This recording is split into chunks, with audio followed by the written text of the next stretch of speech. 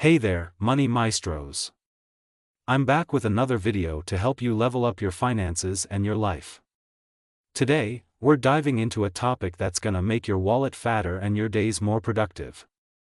We're talking about the 5 biggest time wasters that are not only sucking away your precious hours but also draining your bank account. This is the Finance Virtuoso channel. If you're new here, hit subscribe and the notification bell for the best money tips and tricks. Time waster number 1, social media scrolling. Alright, let's address the elephant in the room, social media. Now, I'm not here to demonize Instagram or TikTok. Heck, I love a good meme as much as the next person.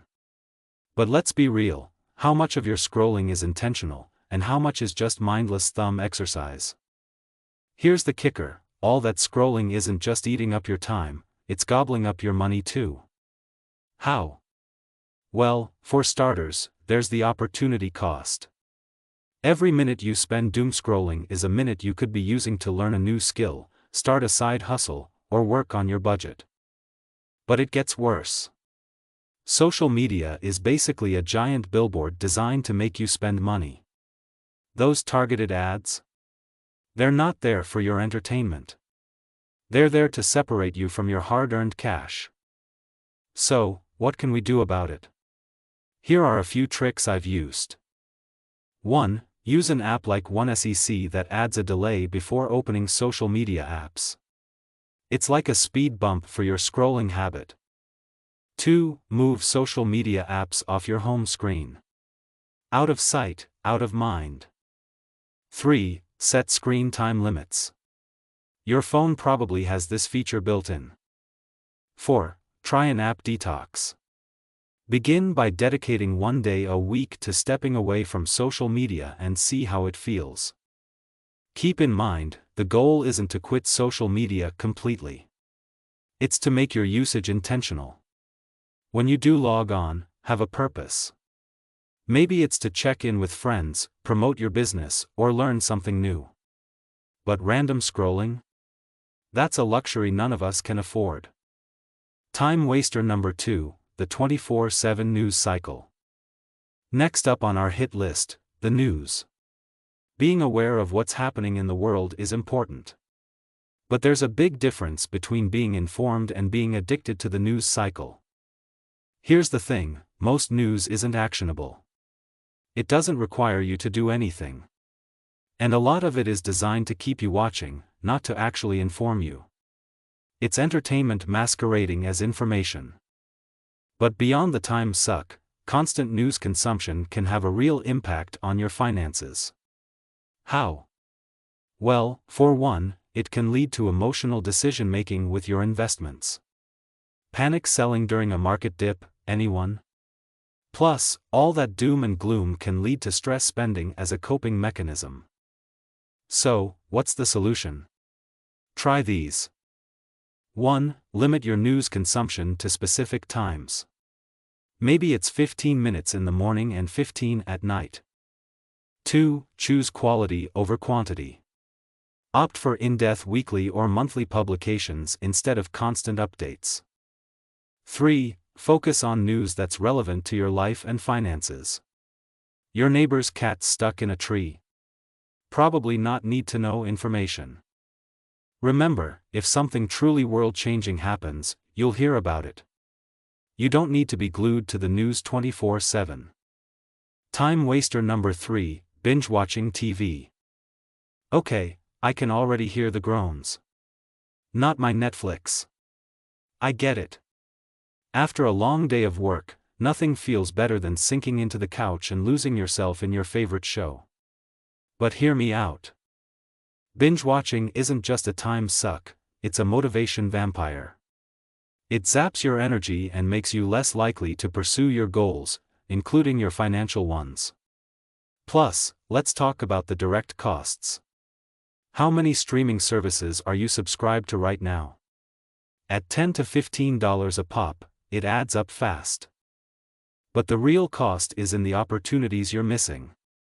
Those hours spent watching just one more episode could be used to start a side hustle, learn about investing, or even catch up on sleep, which, by the way, makes you more productive.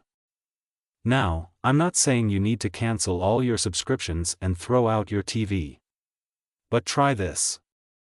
1. Limit your TV time. Maybe it's one episode a night, or only on weekends.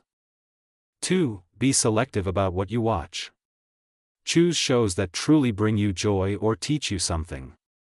3. Make TV time productive.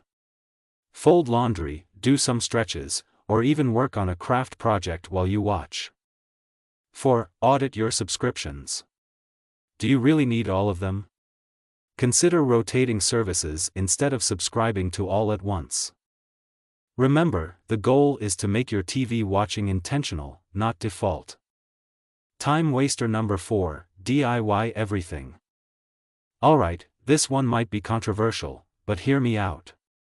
There's a time and place for DIY, but doing everything yourself isn't always the best use of your time or money. But isn't doing things myself saving me money? Sometimes, yes. But often, no. Here's why. First, there's the opportunity cost. Let's say it takes you 3 hours to clean your house.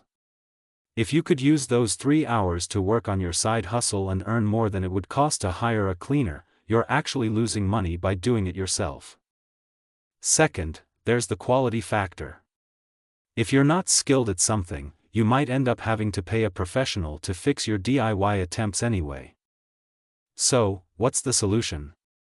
Start thinking of your time as money, because it is. Here's how. 1. Calculate your hourly rate. If you make $50,000 a year and work 40 hours a week, your time is worth about $24 an hour. 2. For any task, ask yourself, is this the best use of my $24 per hour? 3. Consider outsourcing tasks that are below your pay grade. This could be cleaning, laundry, grocery shopping, or even certain aspects of your business. 4. Use the time you save to either earn more money or do things that truly bring you joy. Remember, it's not about being lazy. It's about being strategic with your most valuable resource, your time. Time waster number 5, squandering the in-between minutes. Last but definitely not least, let's talk about those sneaky, in-between minutes. You know the ones I'm talking about. The 10 minutes before a meeting, the 15 minutes waiting for your lunch order, the 20 minutes on your commute. These minutes might seem insignificant, but they add up fast. And here's the kicker, how you use these minutes can make or break your productivity and your finances. Think about it.